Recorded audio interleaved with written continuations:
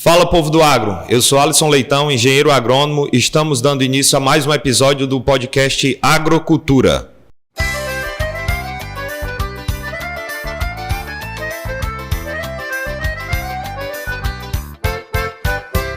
E hoje, como convidado, temos a honra de receber aqui um casal. Ele é doutor em zootecnia pela UFC, mestre em zootecnia pela UFC também e engenheiro agrônomo também pela UFC, especialidade em forragicultura, atua no planejamento do sistema de produção e no manejo da pastagem.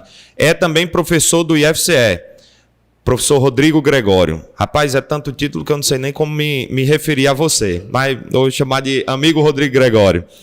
E ela, Fabíola Diógenes, mestre em irrigação e drenagem pela UFC, engenheira agrônoma pelo IFCE, tecnóloga em irrigação pelo Centec de Limoeiro do Norte, sócia proprietária da fazenda Vale do Sinde, aqui em Limoeiro do Norte, instrutora do Senar e atuante ativa do movimento Mulheres do Agro, movimento idealizado aí também pelo Senar. Seja muito bem-vinda, Fabíola Diógenes, Rodrigo Gregório.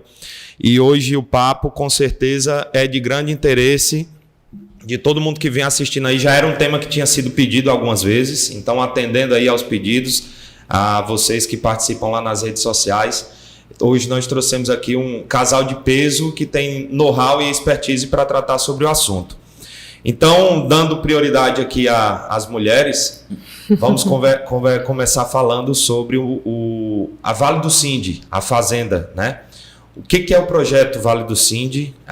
Como ele iniciou? Qual foi a ideia inicial que deu o pontapé para esse projeto? E aí depois a gente vai entrando na parte de condução, do planejamento e do desenvolvimento da pastagem, para a gente ir desenvolvendo aqui o assunto, Fabíola.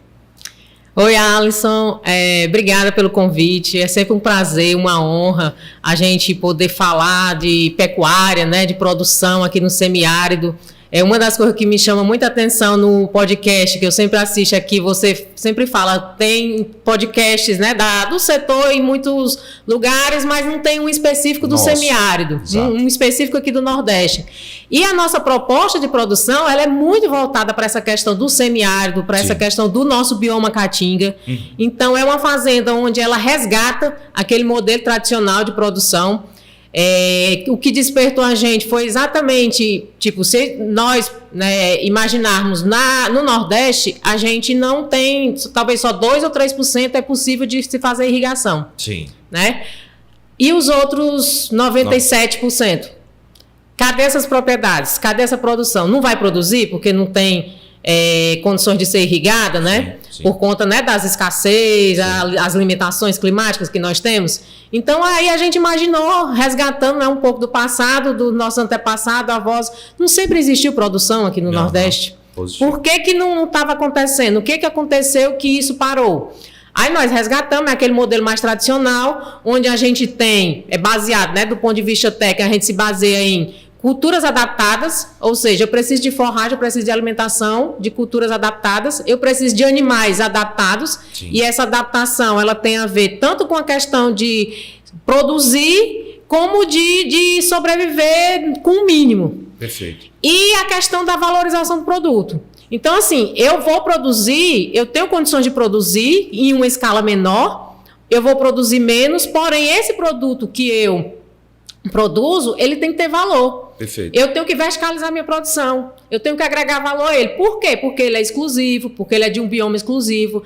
A gente até comenta muito que uma das fazendas, né, que a gente se inspira, que já tem muito know-how nessa área, é a Fazenda Carnaúba. E o seu Manelitos Dantas, ele dizia muito de que o nordestino ele tem que usar da fraqueza à força, transformar isso em oportunidade. Então, se eu tenho toda essa dificuldade, todas essas limitações, eu vou ter um produto diferenciado. Com certeza. Que merece ser reconhecido. Que merece ser reconhecido. Tanto, aí né, vem as questões dos sabores, dos aromas, e vem a questão da valorização. Então, nosso projeto é exatamente esse. Daí vem todas as questões também, né, de respeito à sustentabilidade, às condições de sustentabilidade, todas as técnicas de manejo, né, da área que a gente vem adotando, focando muito no quesito produção mesmo. Perfeito, perfeito. E, Rodrigo, Como que é mais esse desafio, meu amigo? A gente conhece bem o semiárido nordestino, né? A Caatinga, e de fato é muito nobre essa ideia de vocês de promoverem o desenvolvimento, a profissionalização da produção na Caatinga, né? Os nossos antepassados, meu avô foi agricultor, meu pai também, eles produziam de uma forma muito empírica, sim, ali, sem a técnica. Porém, vocês trazendo a expertise, né, da vida acadêmica para dentro da Caatinga, com certeza já são um grande caso de sucesso. Como outros que ainda são muito poucos, que precisam ser fomentados para cada vez cresça-se mais e essa cadeia possa desenvolver da melhor forma possível. Mas como que é produzir pastagem nesse cenário de escassez de água? Qual a cultivar indicada para cada tipo de caso, né? A gente tem as áreas de várzea, que quando chove alaga, tem as áreas de lajedo, que quando chove ou quando seca não tem água de jeito nenhum, e altos e baixos. E como é que onde começa a estratégia, Rodrigo, nesse cenário?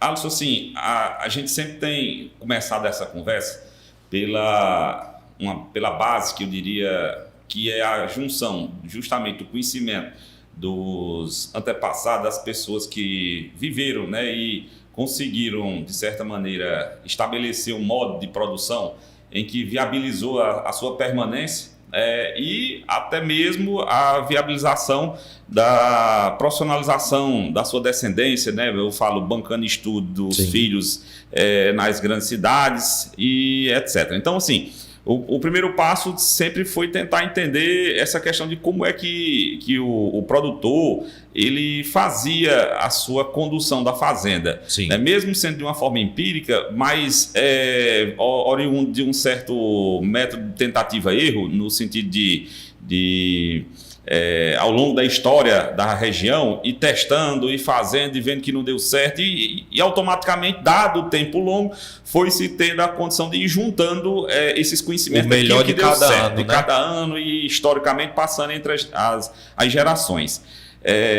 Então isso é uma base muito forte de conhecimento, porque, querendo ou não, né, as pessoas, né, a gente aqui é descendente diretamente dessas pessoas que conseguiram, de certo modo, conduzir esses negócios. Atravessar essas décadas. Essas décadas secas que vieram, né? Então, assim, o primeiro passo é esse. O segundo é trazer justamente agora o conhecimento mais, eu diria, acadêmico, um tratamento mais científico, para tentar entender por que, por exemplo, se fazia daquela forma. Né? Muitas vezes o produtor faz algo que é muito certo, mas ele não sabe explicar o porquê de que aquilo dá certo. Então, Chico, não sei, só sei que foi assim. Só sei que foi assim, deu certo e vai dar certo, né? E a ciência, justamente, ela parte daí. A gente tem que sempre lembrar que a ciência, ela sempre começa num conhecimento prático.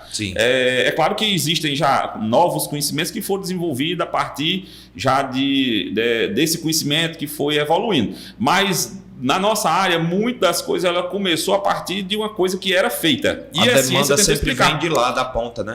E a ciência tentava entender como é que aquilo se formava, conduzia, ou explicar o porquê das coisas. Uma vez entendendo esses porquês, aí vem a evolução.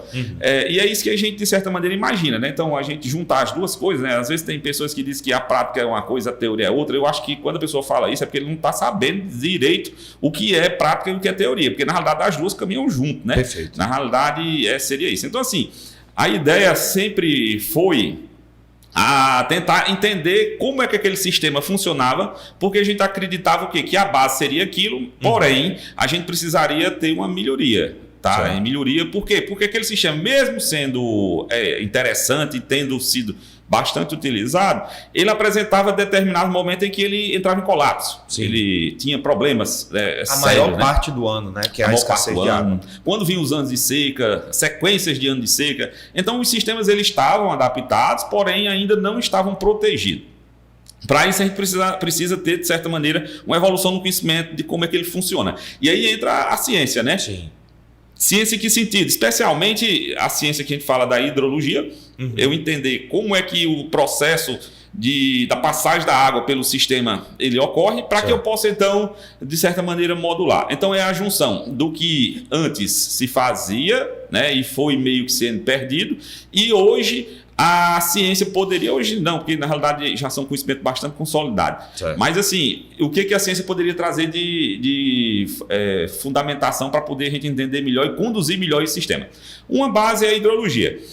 Hidrologia, por que eu falo hidrologia? Porque na realidade, na nossa região, como a água é o fator que mais limita o desenvolvimento da planta, a gente precisa justamente dar atenção maior à água. Sim, com certeza. A água, e como nós não estamos falando de uma área que não é irrigada, mesmo que fosse irrigada, a base é a hidrologia. Mas como a gente está falando de uma área de sequeiro, em que as produções seguem o regime de chuva, a gente tem que entender como é que essa chuva ocorre, como é que essa água passa pelo sistema. Ou seja, se a gente imaginar a nossa propriedade como um prato, a precipitação ela vai cair em cima desse prato e ela vai passar. Sim. Mais rápido ou mais lento. Eu é quem vou poder influenciar nisso. Sim. Então, quando eu faço práticas, por exemplo, conservacionistas, conservação de solo e água, eu vou, de certa maneira, modular essa passagem. Essa água passa um pouco mais lento, ela tem que passar, ela não pode parar, ela passa um pouco mais lento e, ao passar mais lento, possibilita maior crescimento vegetal. Então, são coisas como isso que a gente tenta trazer. O produtor antigamente não tinha esse conhecimento. Né? Então, muitas vezes ele desmatava a área completamente, queimava todo ano. E isso não é possível de se fazer e não é recomendado tecnicamente. Então, são essa mistura do que era feito, do que pode ser feito melhorado. Né? E aí, assim, a grande característica da nossa região, em função desse ponto, vai ser justamente o tipo de solo. Porque o clima, se a gente pegar qual é o clima de Limoeiro, vai ter diferença de eu estar lá em cima da chapada para estar aqui embaixo do vale? Muito pouco, muito pouco. Apesar de ter uma elevação, mas muito pouco. Daqui para Morada Nova, também muito pouco. Então o clima vai ser uma condição que já é dada e ela é homogênea entre as propriedades. E o fator que mais vai diferenciar as propriedades são justamente as manchas de solo. Eu sempre uso o exemplo aqui daqui para Morada Nova, que a estrada, quando foi feita, ela foi feita na borda, né? Na borda da transição da parte alta do relevo para o vale, né? Sim. E a estrada, ela divide as propriedades à esquerda, daqui para lá, que à esquerda fica o vale, né? O solo de aluvião, e à direita fica o sertão, com solos típicos, né, do sertão. Se você tem uma propriedade do lado esquerdo da estrada e o outro, seu vizinho, tem do lado direito, são duas propriedades de realidade totalmente diferentes. Que vão requerer dois manejos, culturas, etc. Então, o primeiro passo seria a gente tem que conhecer o solo. Porque em função do solo a gente vai definir qual é a cultura, tá certo? E o manejo. Esse solo, pensando lá na água, pensando na planta que eu escolhi, como é que eu conduzo isso para que aquela água, ela passe pelo sistema, né, de uma forma a não levar o solo, ou seja, não degradar, né, permanecer por mais tempo naquele ambiente, naquela profundidade, naquele perfil, sem estagnar, de maneira que a planta tenha mais água ofertada para que possa então crescer mais durante o período de crescimento dela, que é o período da chuva, né, e a gente tem então o aumento das garantias, né, a garantia em que sentido? De aumentar a produção, aumentar a estabilidade da produção, são coisas desse tipo que seria. Então, a mistura então do que a gente está falando lá da base, né, com uma certa modernidade, que é a aplicação, né? Ser moderno é aplicar um conhecimento que muitas vezes é até antigo. Trazer uma técnica nova, né, para dentro do sistema, né, que já existia, que vinha funcionando, como você falou, na tentativa e erro, ano após ano, ele criou um padrão que funciona, porém que pode ser melhorado. Né? Se a gente pegar assim, um exemplo clássico que a gente sempre define aí, se você chegar para um produtor e perguntar quantos animais a propriedade dele tem capacidade de manter, a maioria dos produtores não sabe dizer. Ele não sabe. Os produtores mais antigos, aqueles que viviam da fazenda, eles sabiam que a propriedade dele, no pior ano, porque ele já viveu aquilo, ele deu conta de escapar X animais. Então, até ser uma avaliação, mas em função da experiência se tinha, né? Então, esse conhecimento se perdeu. Os produtores hoje já estão pior do que o de antigamente nesse aspecto. Porque antigamente sabia quantos animais podiam ter na propriedade. Hoje em dia não se sabe mais. Você chega no produtor, ele quer botar o máximo de gado por área, sem saber nem se a sua propriedade permite, suporta, né?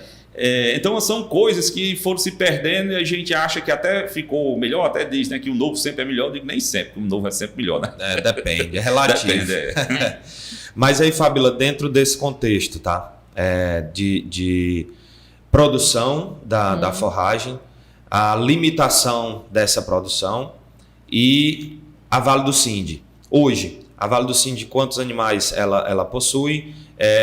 E dentro daquilo que vocês almejam, em que parte da caminhada que vocês estão, mais ou menos?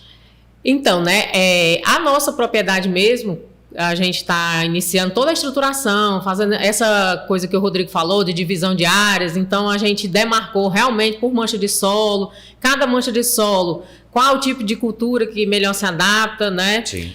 Pegando aqui o que ele falou, a nossa base, né, de alimentação é a caatinga, né, que Sim. é o pasto nativo, é o pasto cultivado. E dentro desse pasto cultivado, a gente tem diferentes variedades mesmo, né? Temos, por exemplo, uma lagoa que entra lá para dentro da propriedade. Que já serve de bebedouro para os animais. Também. Durante um período do ano, ela serve de bebedouro. E ali, diferentes espécies dentro daquela lagoa, a gente vai... Aquelas que conseguem aguentar mais encharcamento, a gente coloca lá já mais na área lá do fundo. Aí vem diminuindo as que com menos, né? Que conseguem resistir a menos encharcamento.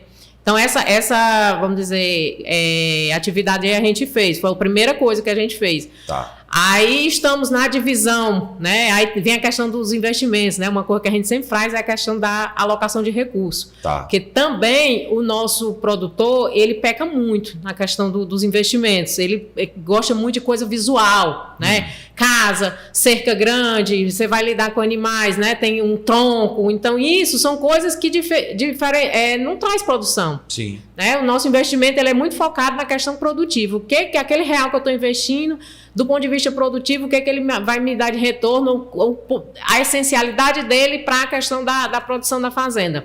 Então, assim, a gente tem limitações, né? De bom seria se a gente conseguisse fazer tudo como queria, né? Isso, e no tempo que a gente quer, né? Aí hoje a gente está, né? A gente tinha a queijaria, né, que é com queijos artesanais, mas a gente comprava o leite de um vizinho. Aí a gente resolveu encerrar a produção dos queijos. Por quê? Porque a gente já sincronizou o rebanho para que próximo ano, esse ano a gente ajustou a questão da alimentação, fizemos silagem, fizemos, né, outras coisas. E próximo ano a gente vai começar a ordenhar. A ordenha, né, do próximo ano, a gente está pensando em pelo menos 40 vacas, ordenhar 40 vacas. Vão ser todas de uma vez? Não, mas o período seria entre março e maio. A gente ter aí Aí você vai me perguntar, e vão produzir quantos litros? Aí a gente não sabe, porque vai ser o primeiro ano que essas vacas vão ser ordenhadas. E aí, como eu te falei, aí esse produto, o leite, a gente quer... né, produzir os lácteos de valor agregado e tal. Perfeito, porque a principal característica da raça Sind, além da rusticidade, né, ela produz um leite diferenciado, não é isso? Exatamente. Tanto do ponto de vista de sólidos, né, porque os sólidos ele concentra mais sólidos. Por ser zebu, é uma característica dos zebus de uma maneira geral. Eles têm os mais sólidos nos leites e isso para você produzir os lácteos ele é uma característica essencial. Pode-se dizer que rende mais o leite? Exatamente. Né? É como se fosse um rendimento maior, ou seja, eu consigo fazer mais queijo com a mesma quantidade de leite, né? Mas isso também, aí vem a questão da técnica, depende muito da alimentação, do manejo que você vai dar durante o período, né, que ela está lactando. Se ela não estiver bem nutrida, também ela vai baixar, né, essa característica. E uma outra característica, Alisson, que até aqui no estado do Ceará está iniciando, né, que lá no Sudeste já está um pouco consolidada, que é a questão do leite A2. Eu não sei se você já ouviu falar sobre o leite A2. O leite A2 tem a ver com a proteína do leite. Certo. As vacas são mamíferos que elas produzem dois tipos de leite. A proteína, né? Que é a caseína. A caseína 1 e a caseína 2.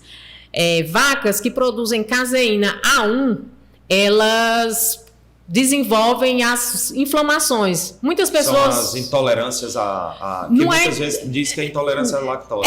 Há um confundimento muito grande com relação a esse diagnóstico, né? Porque o que acontece? A caseína 1, quando ela entra no trato gastrointestinal das pessoas, elas desenvolvem uma molécula. Essa molécula, o nome dela é beta-casomorfina, que é quem provoca as fermentações e essas irritações e inflamações do trato intestinal. Do trato intestinal, exatamente. E a caseína 2, ela não produz essa molécula. Então, há um confundimento muito grande, as pessoas passaram a associar leite a uma coisa ruim, né? Então, porque tomava e sentia esses desconfortos, sentia essas coisas. Tem muitas pessoas também com a PVL, né? Que é a alergia à proteína do leite de vaca, que as pessoas dizem, não, ou eu sou intolerante à lactose ou eu tenho a alergia. E muitas vezes não é. É só manifestação dessa molécula dentro do trato gastrointestinal. Então, as raças zebuínas, elas têm uma frequência alélica, né, de muito maior de ser A2A2, ou seja, só produz caseína A2. Certo. Então, é um leite mais digestivo. Mais aceitável, né? Digamos assim, de maneira geral. Exatamente. Que dificilmente vai causar algum tipo de inflamação. Exatamente. Interessante, eu não sabia. Até esses dias, vendo um corte de um podcast, tinha um homem falando, eu esqueci o nome dele agora, mas falando justamente sobre isso, que recriminando o consumo de leite. Aí eu parei para ver, né? Fiquei curioso o porquê. E ele estava explicando justamente isso, que o intestino, a estrutura do ser humano, ela não foi feita para consumir leite de outro animal. Aí ele até fez a seguinte colocação. Qual é o outro ser vivo mamífero que consome leite de outra espécie? Aí eu digo, de fato, somos até onde eu pude imaginar, realmente só somos nós. Mas qual foi o outro mamífero que conseguiu, né, de se desenvolver a ponto de criar e de consumir um produto de outro mamífero? Só nós. Então, exatamente. Vamos dizer assim, a gente vive, né, principalmente a gente que é do agro, a gente vive um momento de muita desinformação, né? De fato. É muita desinformação. Então, muita gente, né, profissionais que não são profissionais, que são embalados aí por uma onda, né, a gente chama de engajamento, que querem repassar esse tipo de conhecimento. Eu desconheço, do ponto de vista de nutrição, qual é o alimento que compete com o leite, do ponto de vista também de valor, né? Que você consegue alimentar, ter as propriedades que o leite tem no valor nutricionais, né? Exatamente. Então, esses, né, profissionais, não quero citar ninguém, porque realmente é injusto, porque são alguns, a gente também não pode generalizar, claro, né? Eu discuto muito nas redes sociais, quando eu vejo esse tipo de coisa, eu vou para cima e fico questionando. Sim. Até eles falam, uma vez um médico, né, um nutrólogo, falou isso, qual é o outro ser que, não, o mamífero ele é separado e é o único que continua bebendo leite, é só o humano. Os outros é só durante ali aquela fase, né, de crescimento, que tem um período que o organismo está adaptado para aquilo. Eu só oferecer leite a uma vaca, ver se ela não toma. Ele não toma porque não tem acesso. Não tem acesso, exatamente. Se tiver o acesso, é claro que ele vai tomar. Nós somos produto da evolução. Da evolução, então, exatamente. Que a gente conseguiu domesticar e por aí vai. Rodrigo, é só para concluir. Aí aqui no estado, essa descoberta do leite A2, ela já está bem consolidada no Sudeste. Eu não sabia disso. São Paulo, Minas, principalmente São Paulo. São Paulo vem sendo um celeiro mais, né, do ponto de vista lá, as pesquisas, as coisas estão mais desenvolvidas. E aí aqui no Ceará está se começando. Então, a gente já fez genotipagem, já existiu um trabalho por conta da ADESE, né, do estado, e fez a genotipagem em algumas regiões do estado, em alguns rebanhos, e aí vão começar a trabalhar essa cadeia, né, para poder essa cadeia deslanchar com informação, com a questão do desenvolvimento de produtos. Isso é uma particularidade do CINDE? Sim, as raças zebuínas, de uma maneira geral elas têm, né? Essa coisa da caseína 1, ela veio de uma evolução, de uma mutação genética que aconteceu nos rebanhos. Que essa mutação ela é associada vamos dizer, os melhoramentos genéticos que foram feitos em cima de produção. Certo. Cada vez mais, para produzir mais, os rebanhos iam sendo melhorados e houve essa mutação. Tá. Ou seja, a vaca adquiriu essa mutação que passou a ter a caseína 1. O único mamífero que produz a caseína 1 é só a vaca. Todos os outros, cabra, ovelha, jumenta, búfala, todas é A2A2. Não tem. Inclusive a mulher. Tá. Daí as pessoas não dizem que o leite da cabra é mais saudável? Isso. O leite da jumenta. Por conta que são A2A2, entendeu? Entendi. Não se sabia o porquê. Não se sabia o porquê. Eu tinha essa informação de que o leite da cabra realmente não tinha problema nenhum de ser consumido, porque não dava intolerância em ninguém. Agora está Tá explicado. por quê. E aí, no estado do Ceará, né, todas as instituições que fomentam o desenvolvimento do estado, a gente, segunda-feira, dia 4, vai ter um workshop em Fortaleza, lá na FAEC, exatamente para estruturar, né? Vai estar participando a FAEC, governo do estado, alguns produtores, alguns especialistas de fora, nutricionistas, para poder a gente fazer essa estruturação da cadeia dos produtos A2. É muito importante isso aí, porque é uma informação que muitas vezes o pessoal não tem acesso, né? Essa informação ela não chega na ponta, né? Exatamente. Aí os zebuínos, por conta, né, que eles não sofreram tanto esses melhoramentos, porque as raças europeias, né, é que foram mais afetadas nesse aspecto, por conta da produção, né, que era maior, então sofreram mais, e os zebuínos menos. Então, assim, as raças zebuínas, de uma maneira geral, elas têm a frequência alélica muito alta de A2, em torno de 90%, entre 85% e 90% são A2, A2. Tendência, predominância mesmo. Exatamente. Né? Uma vez eu conheci a fazenda Teotônio do grupo Edson Queiroz, eles tinham um gado lá que eu achei um dos mais bonitos que eu já vi na vida, que é o Guzolando, né? Sim. Rapaz, que coisa linda, viu? É maravilhoso aquilo. O Cindy também é um animal muito bonito pela padronização, né? Sim. É muito aquela cor, a pelagem, assim, a estrutura do animal é muito, muito interessante.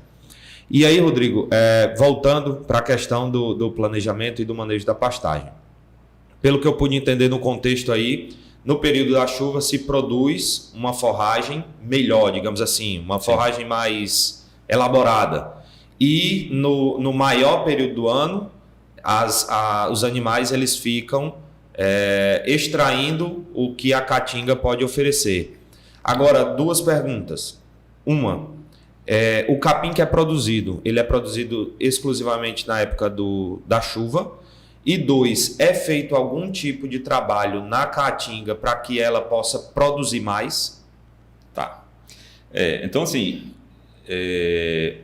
pegando a sequência lá do solo, né, da chuva, uma vez entendendo esse processo, escolhida a planta que melhor se ajusta a essa combinação, aquele cenário, você aumentou a chance de sucesso no sentido de que aquela planta, ao se dar bem naquele local, naquela condição, ela vai poder expressar o máximo do que ela pode. Perfeito. A gente tem que sempre lembrar também que o que o animal consome é o extrato herbáceo. E o extrato herbáceo, ele é, na sua grande maioria, para não dizer a totalidade, plantas de sol. Tá. Então, eles se desenvolvem plenamente quando estão a pleno sol. Por que eu estou falando isso? Porque a gente, já falando da caatinga, a gente trabalha com uma ideia, baseada nos trabalhos do professor Ambrósio, de raleamento da caatinga, para dar maior acesso ao sol para o extrato herbáceo. Então, é o primeiro ponto, ralear. Por que disso? Porque todos os trabalhos mostram que, à medida que eu vou fazendo essa manipulação da vegetação laranjosa, que é o raleamento, ou seja, diminuição da quantidade de árvores por área, para que então essa luz chegue ao solo e, ao chegar ao solo, potencialize a produção do extrato herbáceo. Esse extrato herbáceo é o alimento predominante dos animais, especialmente bovinos e ovinos. Tá. O caprino ele pode ramonear, ele pode consumir alguma parte das arbóreas, mas nem toda arbórea ela é alimento, ela é uma planta fornecedora de alimento para os animais. Então, assim, o primeiro ponto é caatinga raleada, é uma das técnicas, né? Depois vem a escolha das plantas, eu diria chamadas exóticas, os capins que são cultivados, que trazem algumas vantagens. Vantagem em que sentido? As plantas da caatinga, os extratos herbáceos da caatinga, eles são compostos por plantas anuais, de ciclo anual, né? Então, ela inicia o desenvolvimento quando inicia a chuva, a partir de semente, cresce, produz a semente e morre, senesce, solta a semente novamente. E aquele material que é a planta em si, ela vai se degradando durante o período seco, de uma forma até rápida, até intensa, tá? A planta, os capins exóticos, eles já coevoluíram com os animais, ruminantes de grande porte. Então, eles vêm de regiões onde os ruminantes também vieram. Certo. Então, se a gente for ver, né, a gente cultiva e cria animais e plantas que vieram de outros locais. Sim. Né, inclusive a gente. Então, se a gente for ver, A planta exótica, ela tem a característica devido à sua evolução. E essa planta, junto com a caatinga, pode trazer o que a gente chama de enriquecimento. Perfeito. É o que trabalharia com a ideia de caatinga raleada, enriquecida e até adubada, dependendo da análise que você fizer de viabilidade do seu negócio. Perfeito. Tá? Então, esse é um ponto. Lembrando que no planejamento de qualquer propriedade você já deixou a reserva legal e as APPs. Nós estamos falando da área de produção, aquela que legalmente você tem autorização prévia para trabalhar. Então, dentro dessa área, você pode ralear parte dela, né? E esse raleamento a gente faz, então, é onde entra o planejamento. Qual é essa área que vai ser raleada? É aquela que o solo tem potencial para produção de biomassa, certo. Porém, tem limitação, por exemplo, a uma mecanização. Ela não permite, por exemplo, entrar com a colhedora, mas é muito boa para o pasto. Então, uma área dessa fica para pastagem nativa melhorada, enriquecida e até adubada. Tá certo? As outras que são agricultáveis, ou seja, não tem limitação mecânica, elas podem ser utilizadas para a produção de forragens exóticas. Nessas forragens exóticas, durante o período chuvoso, parte da área ela vai ser usada por um período para o animal consumir direto, o pasto. Tá certo? A gente fica revezando na época da chuva entre pasto cultivado e caatinga. Vai e volta. Tá? E parte das áreas de pasto cultivado, elas são vedadas durante o período chuvoso para fazer o armazenamento, produção de comida de reserva, que seria uma silagem, um feno, um método que você achar interessante. Então, veja, a gente já tem duas áreas, né? Tem a área de caatinga e a gente tem a área de pasto cultivado. Tá certo? Aí tem um terceiro local que é as áreas que encharcam. Que essas áreas que seriam aí chamadas vazantes, essa coisa e tal.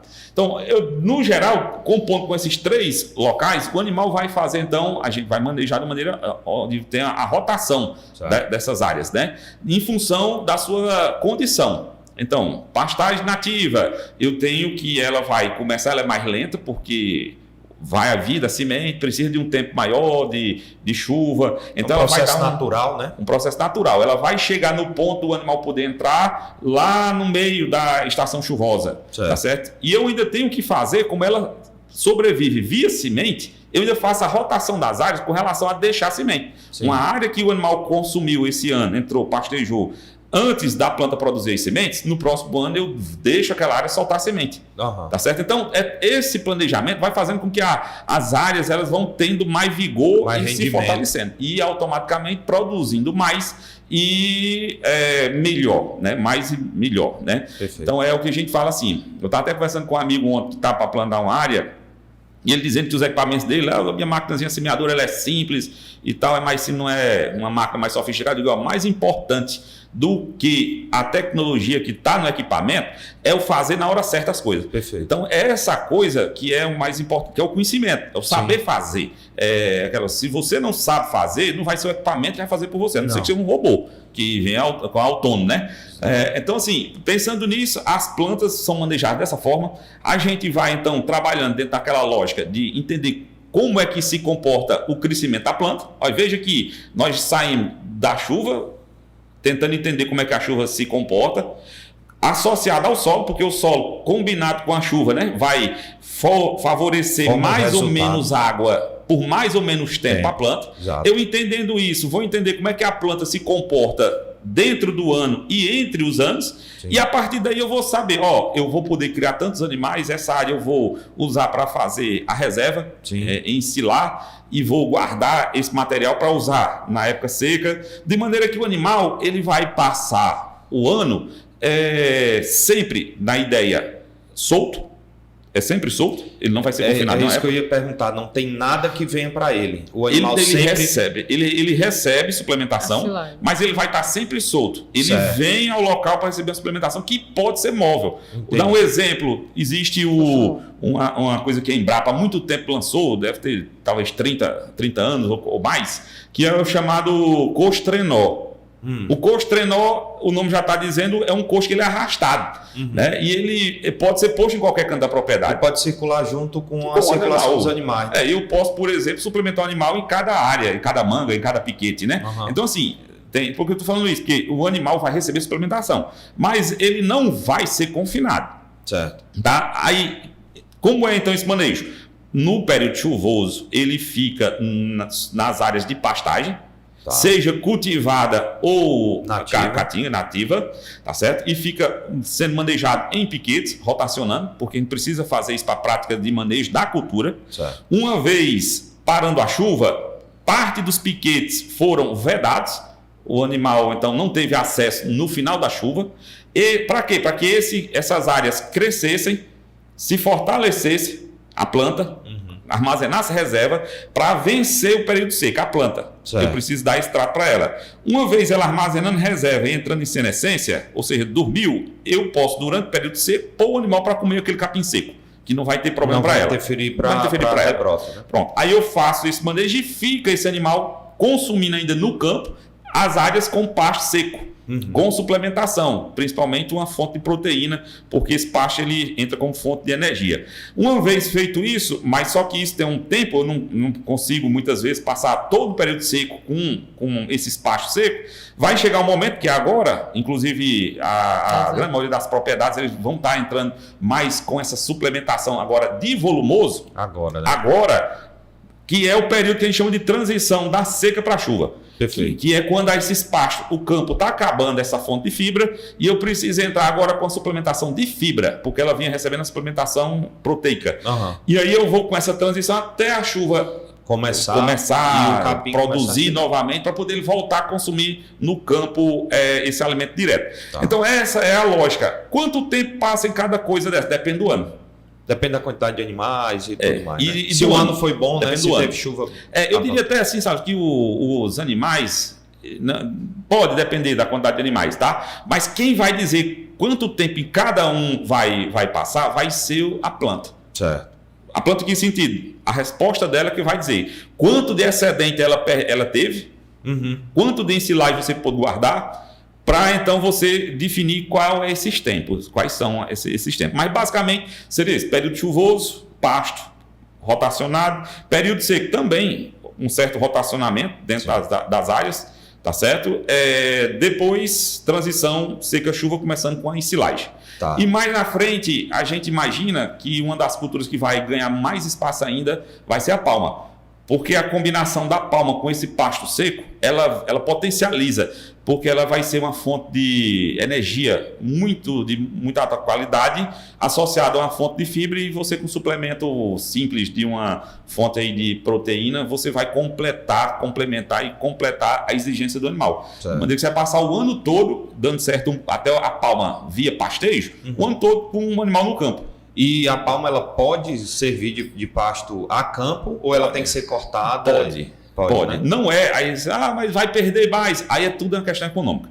Se você disser assim, você cortar a palma e trazer até o coxo, você tem 95% de aproveitamento da cultura. Tudo bem, aproveitamento quando você põe o animal para consumir, você vai ter 70%, ele vai pisar, pisa, né? Quebra, cai. Mas tudo é uma questão de custo. Sim. Tá? Quanto é o custo? Todo alimento, ele deve ser avaliado o custo dele na boca do animal. Certo. Não é o custo de produção. Tá certo? Por que disso? Porque eu produzi um milho lá na Chapada da Pudi ao custo de 25 centavos, é excelente. Excelente. Só que quanto é que sai essa silagem na boca do meu animal? Porque eu vou ter que ter o transporte, vou ter que ter o fornecimento, eu tenho equipamentos para fazer aquilo. Então, assim, a gente tem que avaliar sempre o custo na boca do animal. E depois, logicamente, a viabilidade do negócio, negócio em si. Né? Perfeito. E dentro dessa conjuntura aí, Fabíola, hoje, como que é o cenário, vou dizer micro aqui, próximo a nós, e macro em relação a esse modelo que vocês estão desenvolvendo? Já é uma coisa bastante conhecida? Não. Ainda existe muitas barreiras quando vocês vão discutir sobre o tema? Ou que pessoas vêm até vocês para tentar entender melhor como que vocês estão fazendo, né? Que eu acredito que isso deva ser muito recorrente. Mas como que é a aceitação dessa ideia? Vamos lá. De início, a gente foi taxado de doido. Certo. Né? Porque, não é normal. Que faz diferente, né? Uma inovação, exatamente. Não é possível até que alguém faça, né? Isso. Então, assim, realmente é um sistema onde até a gente está se adaptando. Tipo, como eu te falei, o sistema ele não está em pleno funcionamento ainda. Então, a gente não tem as avaliações, né? Vamos dizer, os índices Zotec ainda de produção. Tudo isso a gente vai iniciar próximo ano. O modelo, né, do negócio, da nossa proposta de produção, ela já está bem consolidada e as respostas que a gente vem tendo são muito positivas. Certo. Aí, a aceitação... vamos dizer assim, ainda é muito, as pessoas ainda olham, isso vai dar certo, não, isso não é, rapaz, isso é coisa de doido. Certo. Como foi falado aqui, o raleamento da caatinga.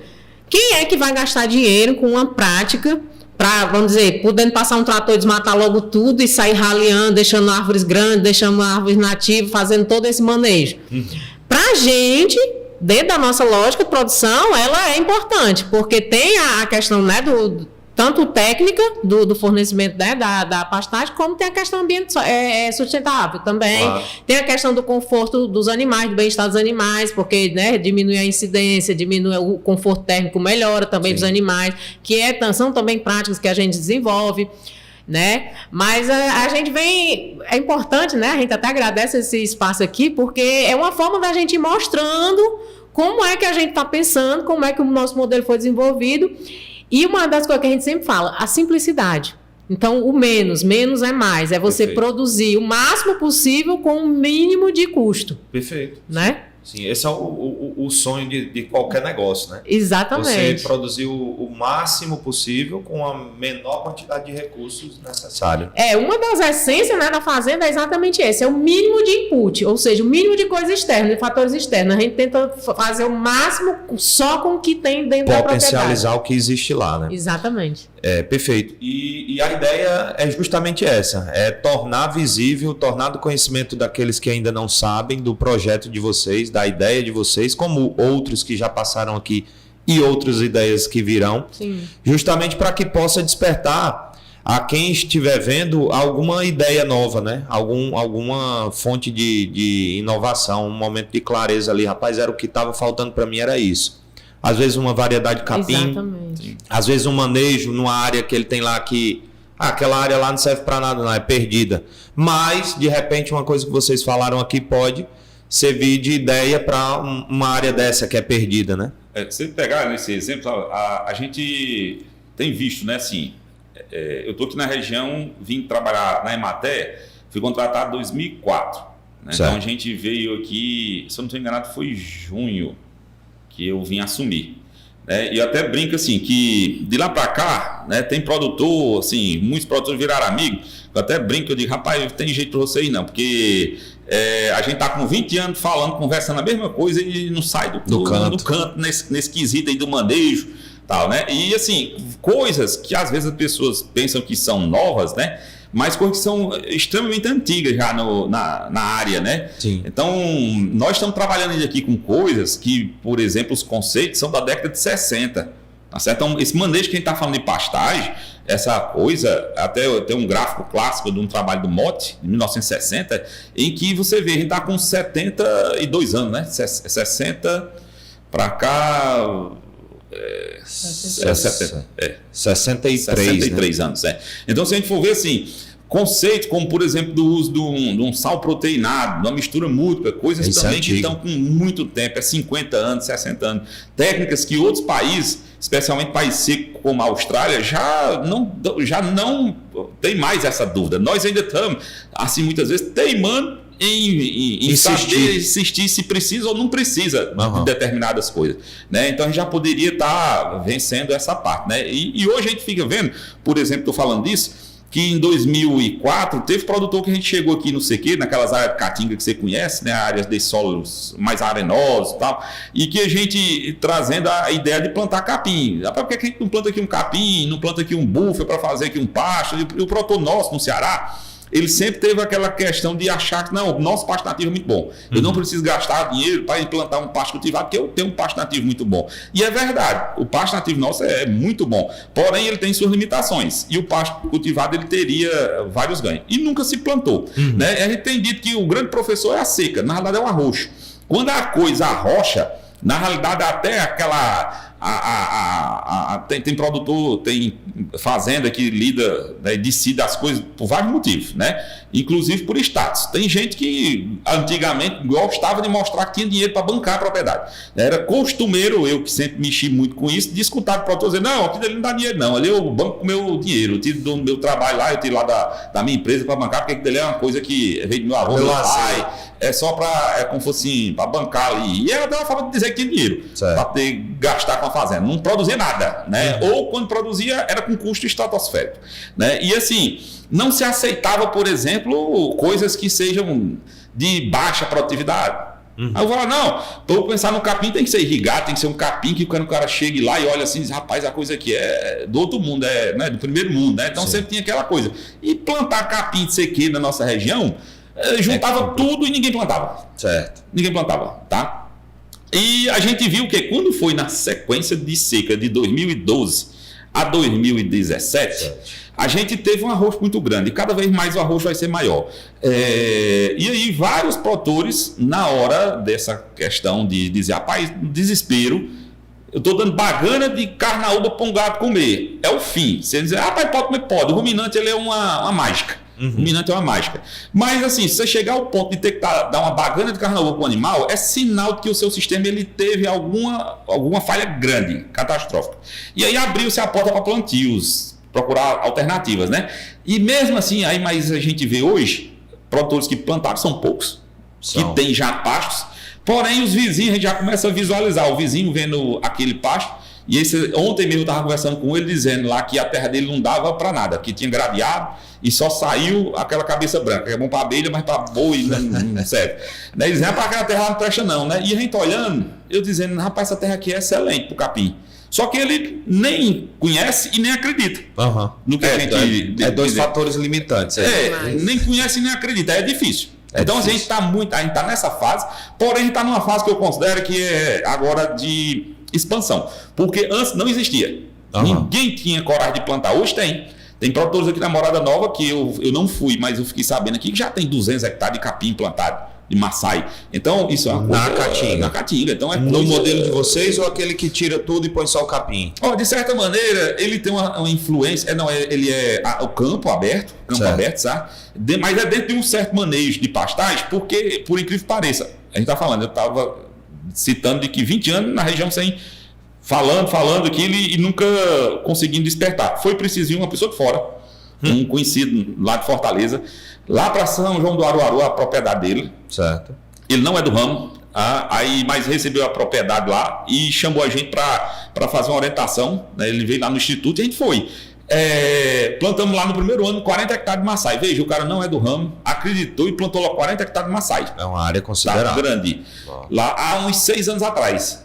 Dessa área, depois de ter dado certo lá, os produtores começaram a ficar sabendo. Sim. É na beira da estrada, passava lá, via aquele capim e vendo os boi e vendo aquela coisa, e aquela vem o tal do ciúme, né? O ciúme bom. Cara, rapaz, vamos lá olhar o que é. Eu sei que a partir daí começou-se então a difundir essa cultura do capim Maçai, especialmente lá para a região da Morada Nova, né? Então você vê, começou com 40 hectares, um produtor hoje deve ter, pela a última conta que eu fiz, mais de 500 hectares dos que eu conheço. Certo? Aí você diz, rapaz, nos últimos 5 anos. Então, o Maçai é novo? Não. Em 2005, a gente aqui, indo para uns experimentos da Embrapa, lá em Quixadá, já se estava trabalhando com testes de capim Maçai em 2005, 2006. Então, veja o tempo que demorou a sair a técnica, sair da avaliação até o produtor. Às vezes, assim, rapaz, porque é lento demais, tinha que ser mais ligeiro. Não é assim. Não. A gente tem que tomar cuidado, só para finalizar esse ponto, uma coisa... o capim, para eu saber se ele se dá na região, ele tem que enfrentar todos os períodos. Isso. Tá? Então, para eu dizer que um capim ele se adapta à região X, principalmente a nossa, eu tenho que ter um ciclo mais longo para poder ele ter tido a oportunidade de enfrentar um ano de muita chuva, porque nosso solo é raso, pode brejar. Sim. Quando pega muita chuva. Eu tenho que ver se ele aguenta. Do mesmo jeito que eu tenho que ver se ele aguenta um ano ou uma sequência de anos de seca. Para saber se ele se pereniza. Então, um capim que eu testei 1 ano, 2, aí produziu bem, não disse nada na nossa região. Eu tenho que ter capins testados com mais tempo. 12, 15, 20 anos. Certo. É igual a estação meteorológica para ter o padrão. O histórico, né? Eu tenho que ter pelo menos 30 anos. O bom era ter 30 anos. Sabe? Mas não existe em outras partes do mundo que possa buscar essa informação, pelo menos parecido? Né? A própria Austrália, como você citou, Nova Zelândia, que vão ter regiões lá quase beirando a região de deserto. A própria África, que eu acho que é da onde vem a maioria dos capins que a gente trabalha aqui, né? Assim, tanto a gente fez isso, como eles fizeram.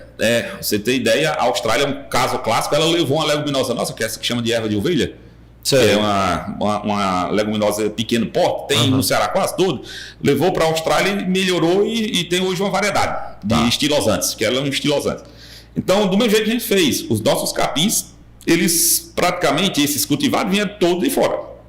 Seja ele da África, seja ele da Austrália, seja ele alguns da América, tá?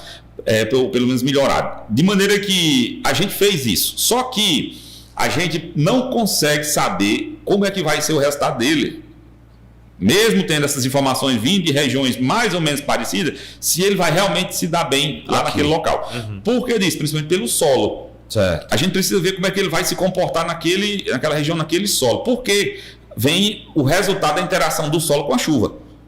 Tá? Então, a gente tem que lembrar quantidade que chove, distribuição dessa chuva e como isso se relaciona com aquele solo. Sim. No sentido principalmente, de como aquela água passa. Se ela passa mais rápido, se ela passa mais lento, se tem períodos que encharcam. Então, tudo isso só sabe pondo. E tem um outro ponto que além de eu descobrir isso, ainda vem, ele se deu bem essa condição.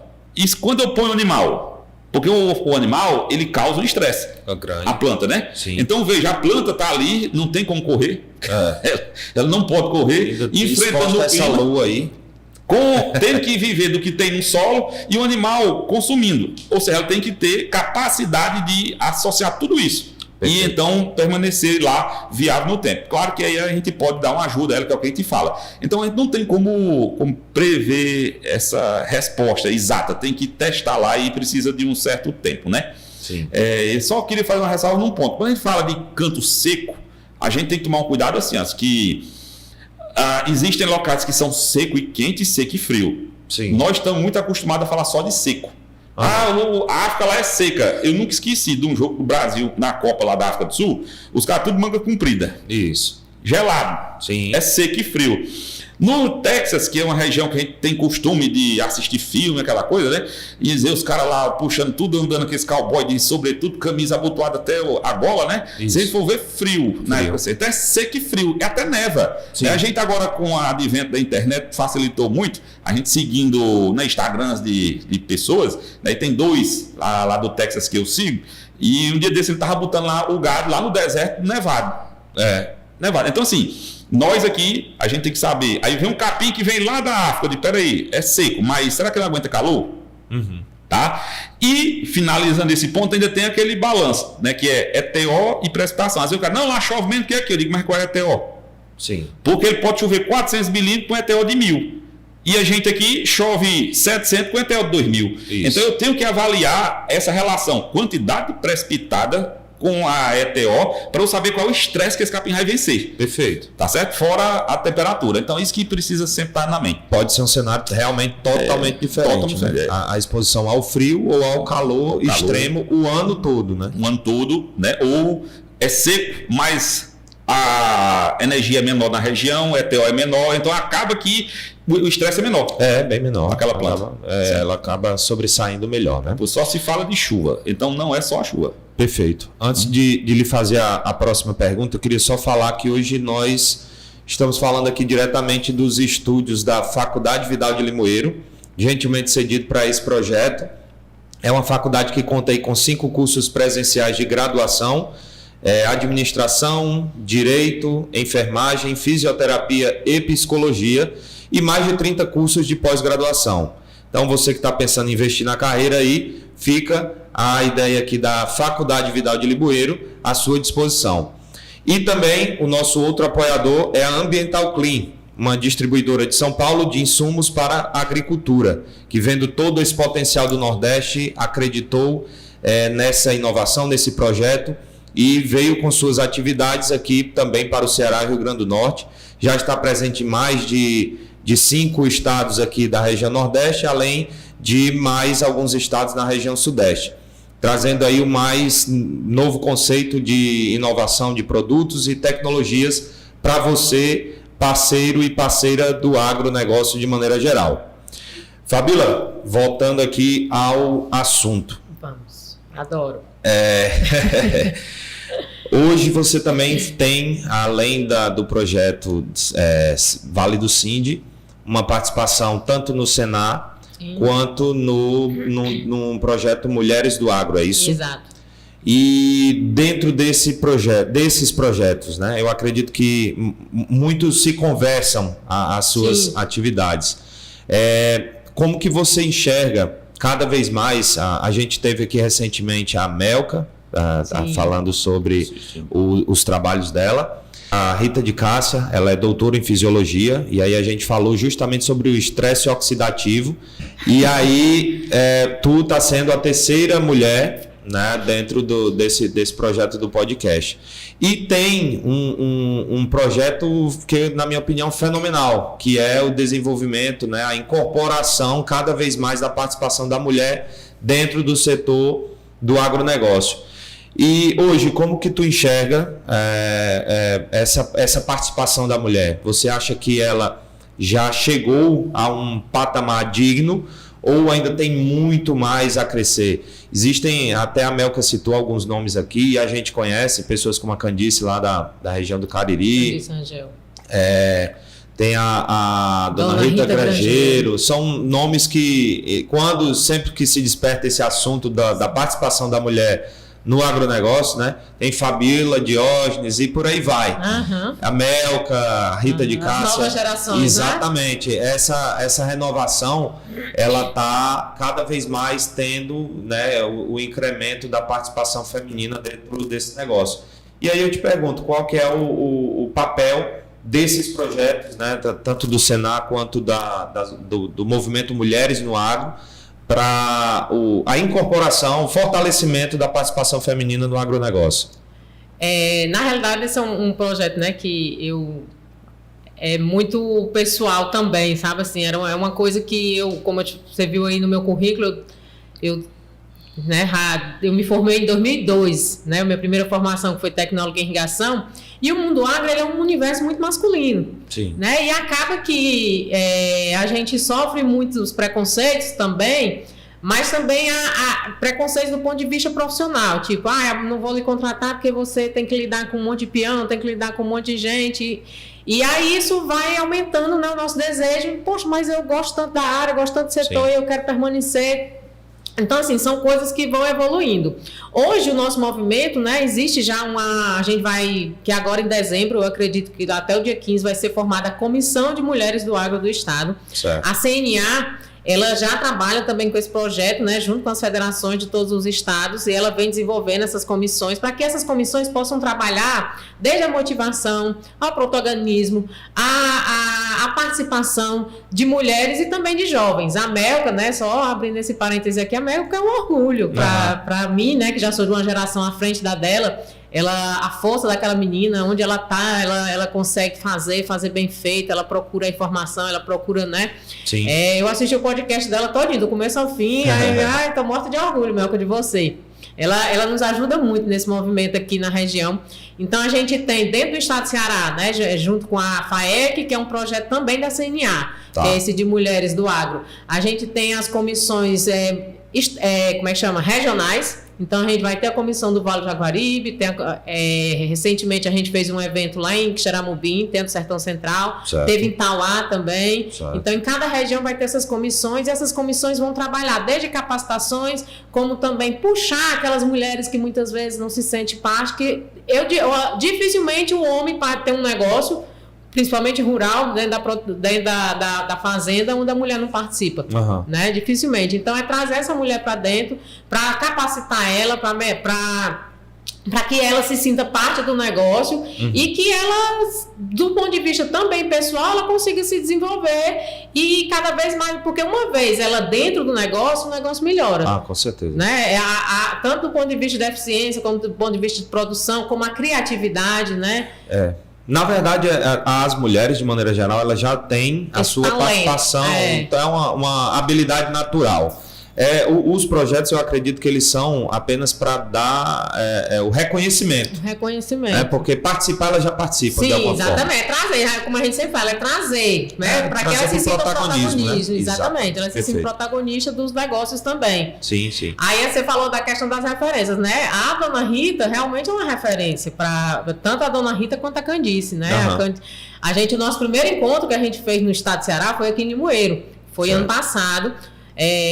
Foi maravilhoso, nós botamos mais de 200 pessoas, mais de 200 mulheres produtoras de todas as cadeias produtivas, de todas as atividades, produtoras, empresárias, técnicas da área, e foi a partir dele que a FAEC resolveu participar mesmo mais ativamente, mobilizar.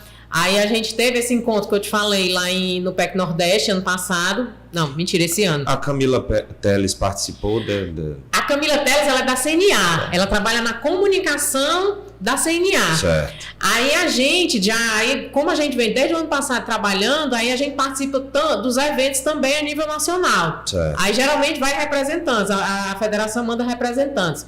Aí, recentemente, a gente foi para Alagoas, para o Encontro de Mulheres do Agro de Alagoas. Aí eu fui, junto com outras produtoras e uma técnica do Senar.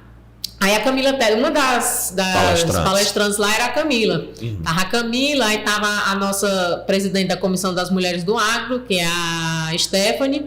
E tava também uma que eu considero que é uma referência da área da pecuária, né, nacional, que é a Carmen Pérez. Certo. Que é uma produtora, ela trabalha muito na questão de bem-estar animal, na realidade é o foco dela. E aí eu falo da importância, e aqui até um convite a todas as mulheres, quando a gente promove esses eventos, é para que despertar, interesses, ver oportunidades. Duas coisas que eu visualizei participando dos eventos, que foi a questão do leite A2. Eu me despertei para a questão do leite A2, para a gente começar a trabalhar, genotipar o rebanho, fazer os produtos diferenciados nesse quesito, que eu sei que tem um valor agregado maior. Sim. Num evento que eu participei, que foi o Enel de 2023, não foi agora de 2024, foi 2023, quando eu cheguei, eu disse, Rodrigo, vamos ver uma estratégia para a gente já trabalhar nesse sentido, né? Certo. E o outro foi a Carmen Pérez, esse ano, que ela está dentro da pecuária, um projeto de couro sustentável. Couro sustentável, que é basicamente voltado para as mulheres, porque uma das coisas que as mulheres tem a questão do se arrumar, do se vestir, e é o desenvolvimento de artigos de luxo, como bolsas, por exemplo, a partir de couro de animais sustentáveis. Então, dentro de um projeto de produção específico, uma linha ainda está em desenvolvimento, mas aí vai entrar, eu sou PAN. Então, se eu trabalho com bovino de leite de corte, porque o nosso sistema ele é dupla aptidão, né? Sim. Então, já é uma das coisas que eu já estou antenada e que eu já quero focar também. Perfeito. Ver a possibilidade, né? E esse é o real objetivo dos eventos, dos encontros, É promover essa troca de experiência, justamente. Às vezes uma informação... Uma informação. Que não é nada. O que é uma informação? Mas muitas vezes o acesso àquela informação, ele chegou primeiro para uma região, ou para um determinado órgão, ou para uma pessoa. Exato. E numa oportunidade como essa, num evento qualquer, essa pessoa pode jogar essa informação e fazer a diferença gigantesca, Uma reação em cadeia a partir de uma única informação. Que foi sobre essa questão do leite A2, quando eu ouvi lá. Eu só ouvia falar, mas era assim, uma coisa bem distante. Sabia que existia, mas não tinha profundidade, Sim. Aí quando eu ouvi que a mesmo custo de produção que eu vou ter para produzir o A1, eu tenho para produzir o A2. Por que não, Eu não tenho que fazer nada, eu acordar a genética do meu animal. E aí, quando ele falou que os rebanhos SIND tinham em torno de 90% a 95% da frequência, eu digo, tá pronto. Eu só tenho que saber que tenho e desenvolver em cima disso, e trabalhar em cima disso. Perfeito, perfeito. E de antemão, já fica aberto também o espaço do podcast. A gente tem o Instagram, a rede social, para se vocês quiserem um dia na fazenda ou na produção ou no movimento Mulheres no Agro, pegou ali um vídeo, uma informação interessante, quer propagar, nossa página ainda está em processo de desenvolvimento, mas a gente já consegue atingir aí um público muito direcionado. Sim. Então, vocês podem mandar a gente faz questão, ficaria muito feliz em poder. É até um quadro que a gente está pensando, né, Jair, em fazer o momento, ainda não tem um nome, mas seria a dica do dia, por exemplo. Sim. Né? E aí falar sobre um determinado tema. Ó, na Caatinga, quando acontecer isso, tu faz aquilo. Ou então você, mulheres que estão na região X, Y, Z, vai acontecer um evento. Enfim, Sim. qualquer informação vocês colocarem na página de pessoal de vocês, quiser marcar, a gente reposta. E assim a gente vai construindo essa cadeia. Exatamente, né? é uma cadeia. Certeza. Exatamente. Como tudo que é bom nem dura pouco, passa rápido. Rápido, A gente já está caminhando aí para a reta final. E antes de finalizar, partindo aí para as perguntas mais de final de conversa, para esse episódio, vocês vão voltar aqui outras vezes. Aí eu pergunto, fiquem à vontade para decidir quem responde. Ao ponto de vista de vocês, dentro desse projeto. Eu concordo com tudo que foi posto aqui. O bioma da Caatinga, né, é um bioma meio que negligenciado. Sim. Porque invisibilizado. Isso, ao meu ver, a impressão que eu tenho é que é um bioma que está caminhando para o fim, porque ninguém dá bola, né? E aí vocês vêm com uma perspectiva, por isso não é à toa que os chamam de loucos, né? Por quererem tratar da Caatinga de uma forma diferente. Mas uma coisa que eu sempre que converso com os colegas que são da parte da pesquisa, eu digo, cara, vocês têm acesso aqui na região do semiárido a um bioma que poucas pessoas têm no mundo. E esse bioma tem muita coisa para nos oferecer e a gente ainda não sabe. Exato. Aí vou dar um exemplo. Hoje, dentro do portfólio da Ambiental Clean, nós trabalhamos com alguns extratos. E 2 desses extratos vêm de plantas oriundas do deserto do México. Certo. Quando a gente olha para a planta que dá origem a esse extrato, eu não vou dizer que é igual, mas nos lembra muito aquela faveleira. Certo. Tá? E aí eu fico me perguntando, será que a flor de seda, né? a própria, alguns capins, algumas cactáceas, cumaru, e se a gente for falar aqui, passa o resto do dia falando de plantas que atravessam chuva demais, seca em anos sucessivos, um calor, não precisa nem dizer, e estão lá plenas. Tem alguma coisa dentro daquela planta ali que, no mínimo, né, é diferente. E eu acho que poderia ser muito bem explorado. E aí, voltando para o contexto. Quais os pontos? Aí eu tenho certeza que existem muito mais pontos positivos do que limitantes. Não chamo nem de negativos. Mas que vocês destacariam dentro do processo da proposta de produção que nós conversamos aqui hoje. Quais os principais destaques que vocês dariam para quem ficou curioso e gostaria de conhecer mais ou para saber quais são assim os pontos fortes, né, para iniciar dentro dessa exploração mais intensiva da Caatinga? Quer começar? Começa, eu vejo. Bem, eu vou falar da parte que é a que eu mais gosto, que é a possibilidade de produtos que eu não gosto da palavra, mas vou usar a palavra para que isso fique entendível, né? Que é o terroir. Ou seja, o terroir é um produto característico daquele território. Então, dentro da Caatinga, eu tenho produtos alimentos, né? Quando a gente fala produto aqui, é alimento. Então, a gente está num sistema de produção de alimentos. Então, são alimentos com propriedades, com aromas, com sabores exclusivos e característicos. Sim. Bem, aí, trazendo para a realidade do Vale do Sinde. A nossa proposta é o quê? Produzir esses produtos característicos com toda essa questão territorial, né, dentro dela, para agregar valor também. E, além disso, a questão de produtos nutracêuticos, que é uma das linhas onde a gente vai trabalhar. Que é o quê? Eu posso ter o casamento de alimento com uma outra característica, como, por exemplo, um fármaco. Eu posso, ao mesmo tempo que eu estou me alimentando, eu estou trabalhando uma questão Seja de cosmético, a gente já tem, por exemplo, queijos com algumas ervas ou com algumas plantas que desenvolvem propriedades cosméticas, como na pele, no cabelo e tal. Assim como os probióticos, né? Tá. Tem alguns produtos que também vêm com a questão dos probióticos. Aditivos. Então, exatamente. Produtos nativos, naturais, específicos aqui da Caatinga que possibilitam eu ter esse tipo de produtos. Perfeito. Que desenvolve mais de uma função dentro do organismo, né, da gente. Perfeito. Além da questão do bem-estar animal, da questão da sustentabilidade, que tudo isso é possível dentro de uma forma simples. A outra coisa que eu queria até passar para os produtores, simplicidade, gente.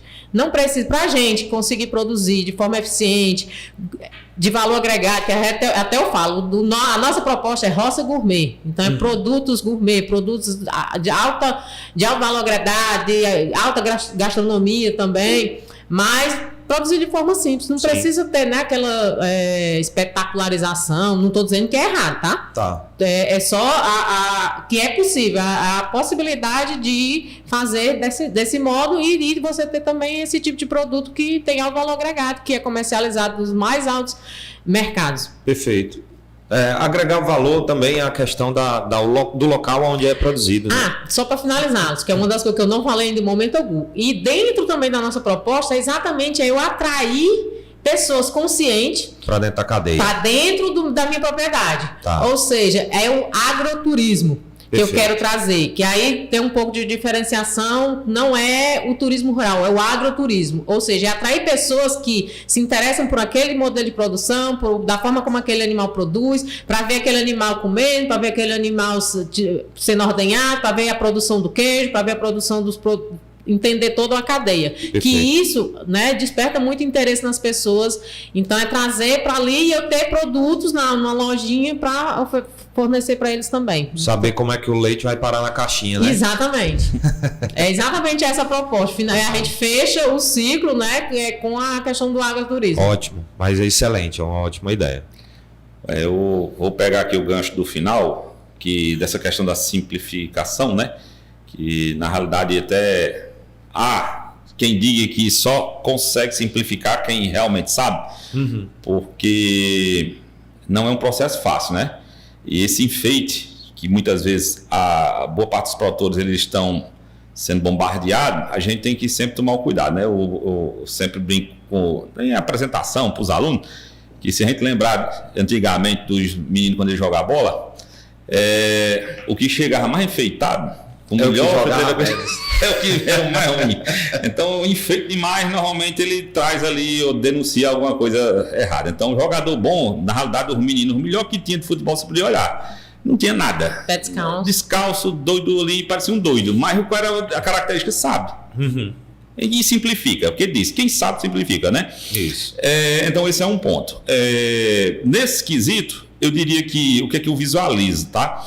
De ponto forte, né? A gente tem que entender, primeiro, se eu entendi daquele fluxo, eu vou pegar lá do começo para fechar agora. Se a gente entendeu lá do fluxo, eu entendi, então, o que esse fluxo tem de potencial. Ou seja, é lógico que o semiagro, ele nunca, pelo menos biologicamente, do ponto de vista geral, a não ser que mude, apareça uma planta aí que não existia e através da transgenia mudou e ele conseguiu fazer uma coisa que hoje não existe, que seria produzir muito com pouco. Sim.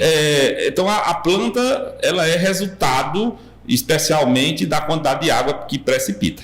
Sim. Então, claro que vai ter plantas que são mais eficientes, menos eficientes. Porém, quem determina quanto de planta vai ter, de biomassa produz por hectare, vai ser duas coisas: disponibilidade de energia e disponibilidade, no caso nosso aqui, de água. Claro, não é só isso, é disponibilidade dos componentes que a compõem, né? Sim. Eu estou simplificando no sentido de que, na nossa região, o fator que limita é a água, que nós falamos. Então, por que eu quero dizer isso? Porque se a gente imaginar isso, numa condição de sequeiro, a gente não vai conseguir disputar em volume de produção por hectare com uma região que chove o dobro da nossa. Como é que eu vou conseguir produzir 300 sacos de milho por hectare se eu não tenho chuva? Isso. Então, é isso que eu estou querendo dizer. Nós não vamos conseguir disputar com regiões que possibilitam a expressão total daquela cultura, naturalmente. Sim. E aí, então impõe a nós um potencial de produção por hectare menor do que as outras regiões. Tá certo? É isso que eu entendo, né? Até que me prova o contrário, a gente não vai conseguir disputar por uma questão dessa. Ah, mas lá na Chapada faz irrigado, não sei o que. Aí é outra situação. Nós estamos falando do geral. Por que disso? Porque se a gente observar o semiárido, a gente tem ilhas de situações que possibilitam igualdade nesse quesito. Mas a grande maioria da chamada depressão sertaneja, não. A pessoa pode falar, mas tem a região lá no Sergipe, a Cealba está crescendo, acho que a Cealba lá está crescendo, está crescendo. Vai olhar como é lá e vai me dizer se é parecido com aqui. Tem influência da Mata Atlântica, ali chove pra cá. Eu tenho o litoral leste nordestino que tem chuva mais regular logo do que a nossa. Quase o ano todo. Quase o ano todo e tem. Mas chove igual. Avalie bem. E se achar que vale a pena, invista. Né? O dinheiro é seu, a propriedade é sua, você faz o que você tem interesse. A gente avalia que nós não vamos conseguir, então, ter uma disputa do geral. É claro, existem as ilhas. Né? As ilhas onde o cara tem lá um açude gigante que pode irrigar. Então, ele pode ter... É um cenário distinto. É um cenário distinto. É uma serra. É uma situação. Então, cada propriedade deve ser avaliada, logicamente, individualmente. Mas, no geral, a gente tem no semiárido essa situação que não teria mesmo potencial. E aí vem aquela que é a ideia geral. Se não tem o potencial para commodity, eu não consigo disputar nos mercados comuns, eu vou ter que tentar explorar o que eu tenho de potencial. Sim. Aplicar aquela matriz fofa. A gente pode aplicar em qualquer coisa, no sentido de ver aquelas forças, fraquezas, e você entendendo isso, você vai ver que uma fraqueza nossa é justamente essa que nós falamos, a chuva. Ela é pouca, ela é mal distribuída, etc, etc. Mas impõe à nossa situação características que podem levar a ter uma diferenciação. E eu preciso explorar, transformar numa fraqueza numa força. Exato. E é essa coisa que a gente deve imaginar no sistema, e é isso que a gente imagina para o sistema. Então, quando eu tenho uma planta dessa que amarga, a planta lá, o bicho está comendo uma jurema que o bicho amarga que só. A amarga dele influenciou no produto e deu uma característica que só quem come jurema estressada vai ter. Exato. Porque o cara pode levar a jurema para plantar lá no sul e ela, claro, no sul vai ter o estresse por frio, às vezes a planta desencadeia o mesmo processo de adaptação, mesmo estresse sendo diferente. Em cenário diferente. Mas assim, eu vou ter situações onde só vai ter aquele gosto pro bicho que comeu a favela lá no Tauá. Aqui, exatamente. E é isso que pode ser explorado como potencial. Logicamente, a produtividade por hectare é menor, porém, esse produto tem uma diferença na característica, sensorial. e mesmo que no passar do tempo se perda a questão da diferença de preço, pode ser até no futuro ficou o mesmo preço, mas garante mercado, porque é um produto diferenciado, eu vou querer comer aquilo ali. Sim. Porque ele é diferente. Tanto em sabor quanto em nutrição. Saber, nutrição, etc. E assim, eu tenho essa característica. Qual é o grande desafio? É que essa característica, você produz menos por hectare do que outras regiões, impõe a uma propriedade, pensando na mesma categoria de produto, maior. Eu preciso de mais área para produzir o mesmo volume. Isso. Tá certo? Mesmo que o preço fosse igual. Então, são coisas que a gente imagina que o ponto forte do sistema vai ser justamente a diferenciação. Ele pode produzir produtos que são bem característicos. Tá certo? E não estou falando de dizer que vai ganhar mais. Estou falando de produtos que é bem característicos e que você tem mercado. E outra. O mercado nichado, né? Que a gente chama. E como a Fabíola falou, representa mais de 90% das áreas disponíveis que ninguém explora. Então, existe uma série que o protagonista diz: é melhor ter algum por cento de alguma coisa do que 100% de nada. Exatamente. Então, entre não explorar essas 90 e poucos por cento de área que hoje não são exploradas e ter uma oportunidade de você explorar, mesmo produzindo pouco, comparado com outras regiões, é muito bom. E uma coisa, você sempre tem também, né, de que avaliar. Às vezes a pessoa fala, lá a região tal produz X litro de leite por vaca, X tonelada por hectare. Não importa o volume. A gente tem que avaliar quanto você ganha. Exato. Tá certo? E quanto que ganha em cima do capital investido. Exato. Porque a gente está falando produção, mas na hora que você quer acabar com a discussão, poder de retorno do investimento. Me diga uma coisa, você investe quanto para produzir 1 litro de leite ganha quanto em cima de cada litro? Isso. Morreu Maria Preá. Isso. Então, independe do volume, independe da região, independe de tudo. Eu quero saber isso. Porque às vezes a pessoa diz, eu produzo lá uma vaca de 50 litros. O cara vai lá e vai ver quanto é que você livra. Quanto é que você investiu para ter essa vaca de 50 litros? Será que livra? Certo? Então, vamos ver qual é a taxa de retorno desse capital. Você tira em quantos anos esse investimento. Então, são essas contas que muitas vezes são escondidas. Sim. São escondidas, não são faladas, e que a gente acredita que o modelo ele pode ser interessante. Eu estou falando que pode, porque tem que ser bem avaliado, e ele é complementar, porque se a gente imaginar na nossa região, não tem somente aptidão para um tipo. Não. Então nós estamos falando de um modelo para uma situação da região, Sim. que se complementa com outros. Um exemplo, que até eu conversando esses dias com o meu orientador da pós, falando de minha visão é que, por exemplo, esse modelo, que é para 90% da região, ele é baseado no zebu, com culturas adaptadas, manejado da forma como vem sendo feito. A carnaúba é, eu diria, a mãe desse modelo. Tá. O Dr. Manelito foi quem mais bateu em cima dessa lógica. Esse modelo se presta para a grande maioria das propriedades e ele pode ser o fornecedor de animais, por exemplo, para as ilhas de melhor condição. Como, por exemplo, se lá é zebu puro, e lá tem que ser o zebu puro, mas aquela propriedade pode fornecer o meio-sangue, o gusolano, para ir para dentro de um pivô irrigado, rotacionado. E esse pivô, que é uma ilha, pode botar lá um holandês em cima de novo e ter uma 3/4, que vai ser a vaca de menor, eu diria, suscetibilidade para um confinamento. Pode ser um animal mais adaptado, você verticaliza esse sistema. Então, essa lógica que seria do potencial que a gente imagina. Perfeito, perfeito. Com certeza, eu acho que em cima da Terra, desse planeta aqui, existe possibilidade de exploração em todo ele. Né? Sim. Resta a gente encontrar a viabilidade. Sim. E aí cabe principalmente a nós, profissionais do agro, que vamos enxergando essas possibilidades e promovendo esse desenvolvimento.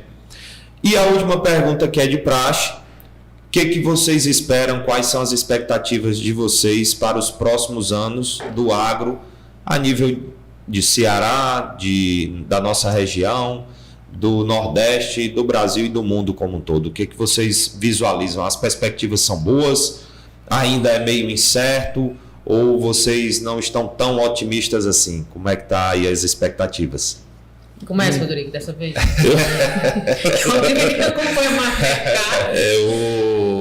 Eu diria que a gente está num momento que eu considero muito interessante, né?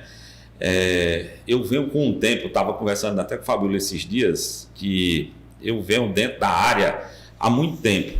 Eu falo desde pequeno que eu sempre pensei, sempre tive atrás de informações, né? Mas muito tempo. Quando? Eu me lembro, eu já estudando em 92. 92 eu querendo fazer o técnico em agropecuária lá no Iguatu, né? E eu já lendo o material e eu acabei não podendo ir. E os colegas que iam, às vezes eu conversando, trazia material e eu estava falando de um exemplo de um manual, que era o Guia Rural Abril, de 1986, que era uma tentativa, foi um manual, para falar de tudo, inclusive de cultivo seguindo fase de lua, tinha de tudo dentro, né? E assim, eu venho, talvez assim, acompanhando de um tempo já bastante longo, da década de 90. Então, aí, por que eu falo isso? É porque a gente sempre enxergou assim, era uma coisa muito distante. Quando você falava em agricultura, e a gente sempre teve essa visão de procurar coisas diferentes, estar atrás de inovação, né? Hoje a gente sabe que o nome era inovação porque queria, sonhando com esse tipo de coisa, mas era muito longe. Uhum. Era tudo longe como? Era uma coisa que você via na televisão, tá certo? Que você nunca ninguém vai querer uma coisa dessa, esse tipo de situação. Só se falava mal da agricultura. Vocês têm ideia, quando eu passei no vestibular para agronomia, aí eu estava na casa veterinária de um amigo, aí chegou uma pessoa da Emater e o veterinário que era amigo chamou, olha, fulano, o Rodrigo passou para agronomia, e ele chegou para mim e disse, você sabe que é agronomia? Eu digo, sei não, ele é a arte de empobrecer sorrindo. Porque você está ali na fazenda com o gado morrendo de fome, uma vaca pare, nasce mais uma boca para comer e você ainda fica feliz. Dizer novo. Eu digo, mas eu sou teimoso, eu vou fazer, eu acredito, né? E olha, nós estávamos num ambiente desse. Uhum. Né? Então entrou 2000, a década de 2000, me formei em 2000, era ainda muito, muito ruim. Você tem ideia, quando eu cheguei em 2004, aqui na Chapada mesmo, terra, o pivô ali na Chapada, o lote de 6 hectares, era quase dado. Tinha gente que tinha, ele entregava para você tomar de conta, porque ele não queria. Só para você assumir. Só precisa assumir mesmo as contas. No tabuleiro de russas era dado. Era só você pegar. Então, assim, nós passamos por essa fase, que eu considero que foi o fundo do poço da nossa área na região, semiárida, foi o fim do ciclo, que veio da década de 70, que foi essas pessoas que cuidaram das fazendas, que bancaram os filhos na Fortaleza, fazendo engenharia, medicina, direito, etc, etc. Né? Gastaram o dinheiro da fazenda com essas outras profissões, e que essas profissões não voltaram para contribuir na fazenda. E o dono morreu, que era quem conhecia, quem tinha conhecimento. E ela entrou no declínio, se acabando, e entrou na década de 90, abertura de mercado, colo, etc, etc. E o mercado, e a agricultura foi pressionada com essa abertura. E então a gente chegou no fundo do poço, década de 90. De lá para cá a coisa veio crescendo. Por que eu falei desse breve histórico, né? Porque eu acredito que nós chegamos no fundo do poço, estamos agora naquela curva ascendente, né? Vamos crescer agora. Né? É uma coisa sem mais controle, vai crescer. A gente está vendo, por que vai crescer? Porque agora a gente está vendo, existe demanda para o nosso produto, existe tecnologia, né? Existem exemplos de pessoas que estão fazendo a coisa, está dando certo, né? Então, assim, é uma expectativa muito boa, né, nesse quesito. Então, acredito que para o agro, seja para o mundo, o Brasil tem um papel muito forte no mundo como grande produtor e fornecedor de alimento para o mundo. Precisa melhorar mais no quesito de não vender matéria-prima, vender alimento. Né? Então, a gente sempre bate em cima disso e diz assim, conseguiram, de certo modo, classificar o produto que sai da fazenda como matéria-prima. De matéria-prima é barro, fazer telha. Leite é comida, é o alimento de verdade, é leite. O leite na caixa é que é um derivado, é um alimento processado. Então, o leite que sai do peito da vaca é muito melhor do que o que está na caixa. Sim. Então, não é o contrário. Não é aquele alimento que eu como sushi ali, que ele é alimento. Aqui eu não sei nem o que é, né? Eu especificamente nem como. Tá? Mas, assim, alimento é o natural. Sim. O resto é já derivado, processado, etc. E a gente precisa ter consciência disso. O produtor precisa ter cada vez mais consciência, trabalhar em cima da valorização do seu produto, porque o produto dele cada vez mais vai ter mais valor. Perfeito. Né? Em função de toda a demanda. Aumento de população, aumento de exigência, melhoria da renda da população, que vai exigir comidas cada vez melhores, mais naturais, mais saudáveis. Então, eu acho que é um futuro muito bom. É um futuro muito bom, né? Quem conseguir enxergar essa oportunidade, ele pode, mais na frente, surfar esse oceano azul. Perfeito. E para você, Fabíola? Eu também, assim, Rodrigo falou da questão do histórico, da questão da desvalorização, que realmente é muito, e uma das coisas que eu desenvolvo esse trabalho, venho fazendo, né, já há algum tempo, e acho necessária, é a questão da gente realmente valorizar a nossa área, a nossa atividade. O agro, eu comento muito, por exemplo, agora eu estou ministrando curso para uma turma de jovem aprendiz, jovem aprendiz da rural, né? Então, eu falo muito, eu digo, o agro, ele sempre foi muito associado a quê? Analfabetismo, a questão de saúde bucal, né? As pessoas, o produtor rural, né? Desdentado. Qual é a criança que se estimula a querer ficar na fazenda? Para um negócio daquele. Tocar a fazenda, para ir para aquilo ali. Então, ele nunca é associado com coisas boas, né? E hoje em dia a gente consegue mostrar minimamente, já tem oportunidade de mostrar minimamente que o agro pode ser bom, né? Que tem qualidade de vida, que tem valor, que as pessoas gostam, né? Que é valorizado. Eu trabalho muito nesse sentido, de conseguir valorizar, principalmente com os jovens e com as crianças. Tirar essa desmistificação de que você tem... Que é uma coisa ruim. Ruim, relacionada a sofrimento, a analfabetismo. Aquela imagem que a gente até comenta do Jeca Tatu, né? Jeca Tatu? Do Jeca Tatu, né? Que é aquele cara preguiçoso, sujo, desdentado. Enfim, são esse tipo de estereótipo de coisas que a gente vai desmistificando, principalmente com os jovens, né? De tentar associar, mostrar a importância. Eu cito muito a questão da pandemia. Eu digo, quem foi que não parou na pandemia? Saúde e o agro. Isso. Porque precisava alimentar. Precisava ser tratado e precisava comer. Exatamente. Tanto que na época da pandemia, o consumo de alimento, ele mais que dobrou. Exatamente. Né? Todo mundo dentro de casa comendo mais. Aí até, né, uma questão que eu cito muito, eu digo, eu particularmente, que sou do interior, de fazenda, conheço pessoas que vivem a vida inteira sem, por exemplo, precisar de um médico. Não estou dizendo que não tem importância, mas eu não conheço ninguém que viva sem comer. Exatamente. Então todo mundo precisa comer. Então, a demanda, ela sempre vai existir. A não ser que inventem, né? A tecnologia artificial, a inteligência artificial, inventa alguma coisa que eu acho que é difícil. Não né? Então, assim... Estão até tentando imprimir comida, né? Exatamente. Os bifes aí já impressos, né? Tem coragem, Rodrigo, comer um bife impresso? Não, nem comida. Estão tentando imprimir um negócio, né? As pessoas, né? Não, eu tava vendo que tem uma influenciadora que é feita de inteligência artificial, que ela tá faturando mais de 500 mil por mês.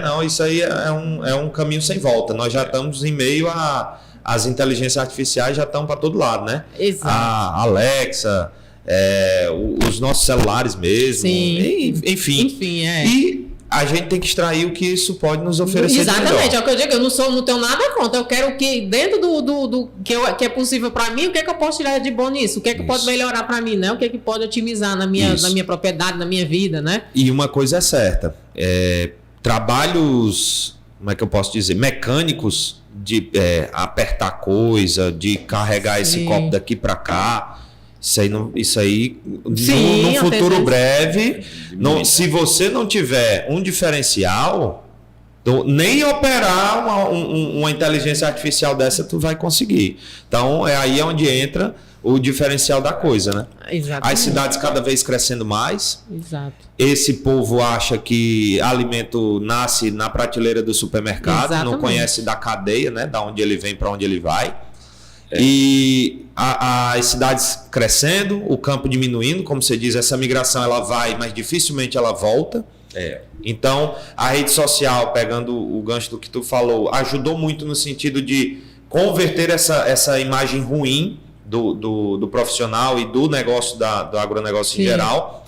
Aí já trouxe a imagem da Dodge Ram, dos drones, os tratores parecendo o Transformer, né? Então, com certeza a gente está vivendo aí um momento de transição. Exatamente. Né? Só uma coisa que eu acho que era interessante, tá? Você tocou aí no ponto, essa questão da informação, tá certo? Que o agro precisa se comunicar melhor e comunicar fora do agro. Sim. Que não adianta a gente falar para a gente. Claro, né? Claro que precisa, porque mesmo dentro do próprio setor, tem pessoas que ainda não têm, talvez, assim, aquele conhecimento suficiente. Precisa também ser informado. Mas a gente precisa informar para a pessoa que não conhece. O que é de fora, especialmente o consumidor. Isso. A gente tem que ter essa questão de mostrar para o consumidor o que é o alimento, o que é que a área produz, né? Que, como usou o exemplo, vou pegar aqui especificamente, hoje a gente pega uma criança aqui no Limoeiro que nunca comeu uma siriguela, tá certo? Mas é acostumado a tomar um bicho que eu não sei o que diz que é lá néctar de nectarina. Nunca viu uma fruta dessa e ninguém sabe nem se tem aquela fruta lá dentro. Isso. Tá certo? Então, como por exemplo, um dia desse eu vendo um pão de queijo, sabor queijo, porque não tinha queijo, era saborizado. Era saborizado. Então, ele precisa mostrar para os consumidores que eles estão sendo enganados. Sim. De que aquilo não é agro. Aquilo não é agricultura, não é o produtor que está produzindo aquilo. Aquilo é alguém que tem uma máquina que está misturando um monte de coisa, procurando um jeito de dar um gosto parecido com aquilo que seria o de verdade e dizer que aquilo é comida de verdade, né? Sim. E na realidade é um biscoito de mistura que só Deus sabe o que é que tem e o que vai causar no organismo. Porque veja uma coisa, depois que você ingeriu, que cai dentro do seu metabolismo, só Deus sabe o que ele vai virar, desencadear. Então, alimento é o que é produzido daquilo que sai lá da fazenda. Depois é alimento processado e quando eu pego e misturo, agora é lá um ultraprocessado. Então, isso tem que ter mais clareza, né? A divulgação, os cursos de nutrição são grandes aliados para que a população seja informada de verdade. Perfeito. Entenda, né? E esse trabalho, como eu estava falando, esse trabalho com as crianças, ele é essencial, porque a criança, tanto ela pega rápido, como uma vez ela aprendendo, ela não esquece. Não tem perigo, né? Então, a criança, a Camila Teles, né? Que eu falei dela aqui, a comunicação, ela sempre fala, o agro tem que comunicar para fora do agro, a gente tem que comunicar para a cidade. Exato. Então, a gente tem que estar aqui na escola, tem que estar na faculdade, tem que estar nos ambientes que ela até comenta, onde a gente muitas vezes até não somos bem-vindos. Mas a gente tem que ir para falar para essas pessoas, porque são essas pessoas que consomem nosso produto. Perfeito. É para eles que a gente produz. E eles têm que entender como é o nosso processo, tem que conhecer nosso produto, que é como o Rodrigo fala. Há muito essa questão dos processados, ultraprocessados, que as pessoas, a questão do leite, né, que vem, as pessoas vêm distorcendo, que faz mal isso, tem que tomar leite de soja. Eu digo, eu não conheço, leite é de vaca. Soja não dá leite. Não. É tanto que é até proibido por lei de você colocar, né, extrato vegetal. Sim. Então tem toda uma lógica, no final tudo é dinheiro, né, mercado, é marketing, né? Então a gente precisa fazer essa comunicação mais eficiente, mais eficaz e com as crianças. Mas do ponto de vista de expectativas, está melhorando. Uhum. E faz parte do nosso trabalho, né? Nós que somos profissionais da área, da gente ir trabalhando nessa de não desistir. Com certeza. Tipo, eu estou com uma turma de jovem aprendiz.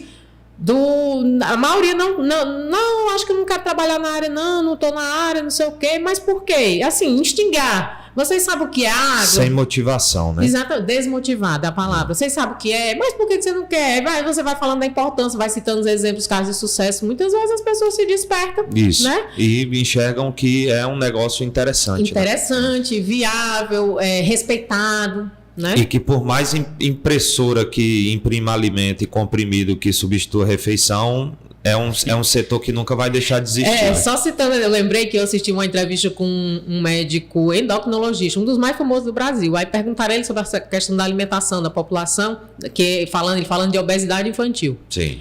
Aí ele disse assim, você quer se alimentar saudável? Tem rótulo, não é alimento saudável. É verdade. Aí ele disse, você quando vai comprar uma banana, tem rótulo na banana?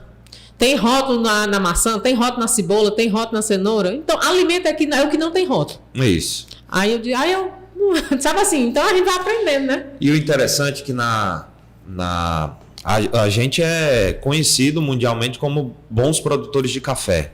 Tanto da qualidade quanto na quantidade. Sim. Eu não vou ser fiel aqui aos números, mas a gente produz o café aqui no Brasil, vende o grão para América do Norte por 3, um exemplo.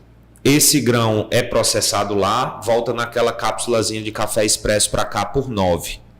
Ou seja, quem está na lista da Forbes de maior faturamento não é quem produz, é lá. Com o nosso produto. Certeza. E isso são os rótulos. Se a gente pegar a Forbes Agro aí e olhar os 100 primeiros, dificilmente vai ter uma empresa que só produz. Geralmente vão estar lá quem processa.